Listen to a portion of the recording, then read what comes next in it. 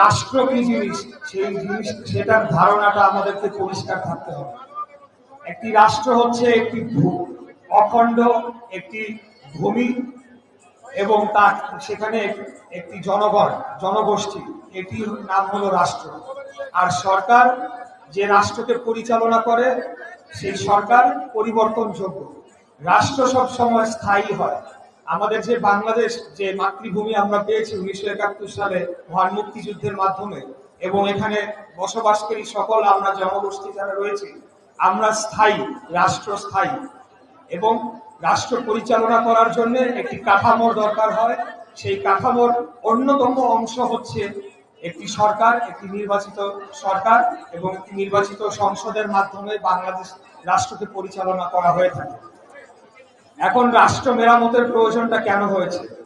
আপনারা জানেন যে বিগত 16 বছর ধরে খুবই স্বৈরাচারী ফ্যাসিস্ট শেখ হাসিনা রাষ্ট্রের প্রত্যেকটি কাঠামোকে, রাষ্ট্রের প্রত্যেকটি প্রতিষ্ঠানকে এমনভাবে দলীয়করণ করেছে, এমনভাবে আওয়ামীকরণ করেছে, প্রত্যেকটি কাঠামো এবং প্রত্যেকটি রাষ্ট্রযন্ত্রকে বিরোধী দল এবং বিরোধী মত দমনের একটি হাতিয়ার হিসেবে বানানো হয়েছে।